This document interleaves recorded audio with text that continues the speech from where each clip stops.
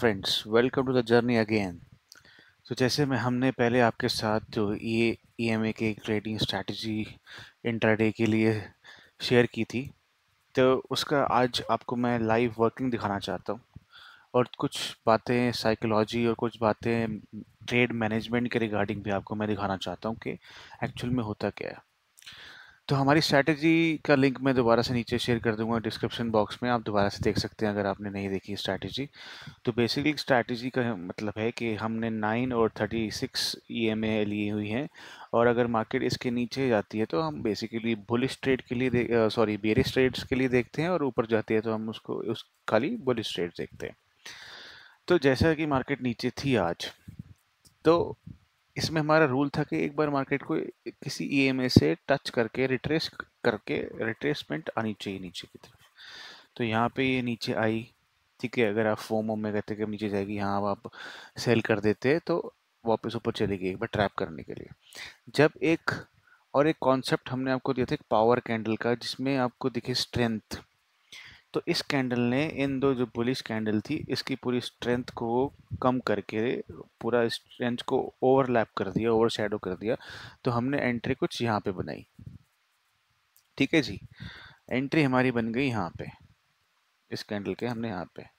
अब आपने कई वीडियोस देखी होंगी वो जो कहते हैं कि हम कैंडल के ऊपर स्टॉप लॉस रखेंगे। मैं थोड़ा इससे जो है नहीं रखता वाकिफ के इस स्टॉप लॉस को इतने ही पास रखूं। थोड़ा सा मैं जो है वो रूम देने की कोशिश करता हूं। अब उस रूम को क्रिएट करने के तरीके अलग अलग हो सकते हैं जो हम बात करेंगे। तो अब आप यहाँ देखिए, मेरे ट्रेड लेने के बाद मार्केट नीचे रहा, ठीक है। अगर हम वही बात करें कि 1:1 या 1:2 की जो भी बात करें, अगर हमने यहाँ का टारगेट सोचा हुआ है लेने का, तो अगर मैं इसके ऊपर ही हल्का सा रख देता तो ये यहाँ पे हिट हो जाता, ठीक है। अब हिट इन द सेंस भी कैसे होता, आपने स्ट्रैटेजी तो देख ली, लेकिन उस स्ट्रैटेजी को एग्जीक्यूट करने के लिए तरीके जो हैं वो आप खुद चूज कर सकते हैं, और इसको आप कैसे ट्रेड करेंगे ये आप खुद जा सकते हैं। इसमें आप ऑप्शन बाइक की तरफ भी जा सकते थे, ऑप्शन सेलिंग की तरफ भी जा सकते हैं। मैं एक ऑप्शन सेलर हूँ तो मैं सेलिंग की तरफ ही जाता हूँ। अगर आप इसमें बाय करते तो एक पुट बाय करते, पुट बाय करने के बाद आप शायद इसके यहाँ पे स्टॉप लॉस रखते जो पुट के चार्ट पे आप देख के लगाते, ठीक है। लेकिन मैं जो हूँ मैं ऑप्शन सेलर हूँ, तो मैंने क्रेडिट स्प्रेड के साथ इसमें एंट्री ली। क्रेडिट स्प्रेड भी एंट्री ली। जो मेरा ट्रेड था ओरिजिनली, ये ट्रेड था, मैं आपको ओरिजिनल ट्रेड दिखाता हूँ, एडजस्टमेंट्स हम आपके साथ बाद में शेयर करेंगे।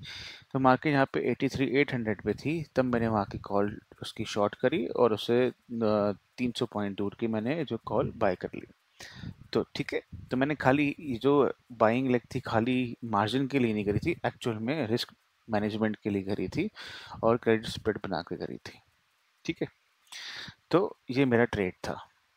अब अगर आप लोग ये सोचेंगे कि यहाँ पे जाके मुझे एग्जिट ले लेना चाहिए था, तो हाँ, ले भी सकता था मैं। ये कैंडल देखिए, अच्छी स्ट्रॉन्ग कैंडल आई, ठीक है। फिर यहाँ पे एक पिन बार बनाया। अब लेकिन आप एक चीज़ और भी देखेंगे, खाली स्ट्रैटेजी ही सब कुछ नहीं होती।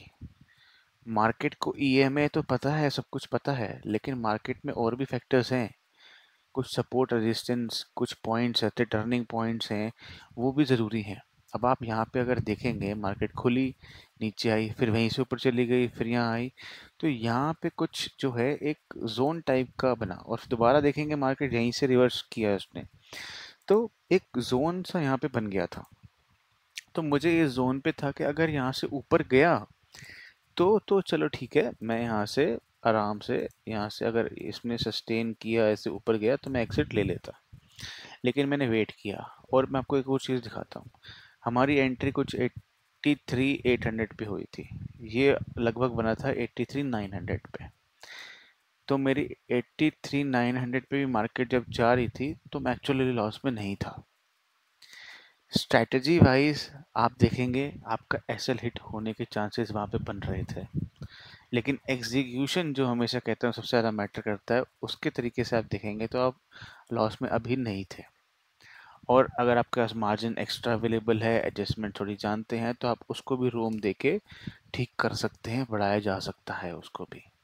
तो हर चीज़ भैया लकीर के फ़कीर वाली बात नहीं चलती मार्केट में। आपको ये भी साथ में चीज़ें देखनी ज़रूरी हैं कि ये कैसे काम करती हैं। स्ट्रैटेजी जो होती है वो आपको एक बेस फाउंडेशन देती है एक एंट्री लेने के लिए, क्योंकि कुछ तो आपको चाहिए कि मैं रैंडमली आके तो कुछ नहीं कर सकता ना।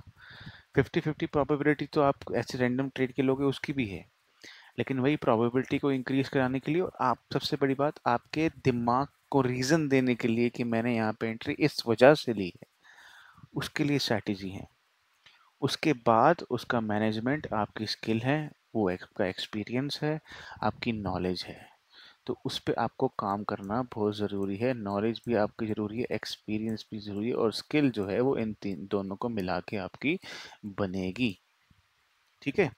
तो यहाँ पे जब मेरी एंट्री यहाँ तक आई, मेरे पास रूम था, तब यहाँ पे मैं टिक पाया। अगर मैं नेकेड पे होता तो मुझे शायद निकलना पड़ता, क्योंकि मुझे डर लगता, क्योंकि मुझे लॉस ज़्यादा हो रहा होता। ऑब्वियसली बात है, जब मैं कवर्ड में हेज के साथ हूँ तो मुझे प्रॉफिट भी कम हो रहा होता।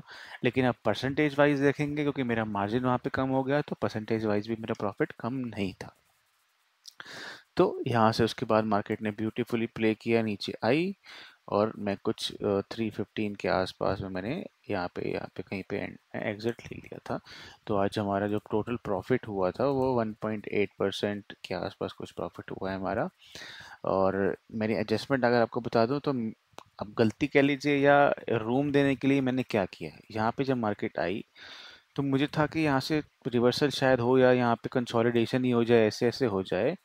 तो मैंने उसके लिए, मेरी 5 लॉट्स में एंट्री थी कॉल में, तो मैंने उसके साथ में 2 लॉट पुट भी ऐड कर दिए सेल, तो जिससे मुझे थोड़ा सा रूम मिल जाए कि अगर मार्केट रिवर्स या ऐसे ऐसे कंसोलिडेट करती है तो मुझे थीटा का फ़ायदा मिल जाए, क्योंकि कल है एक्सपायरी।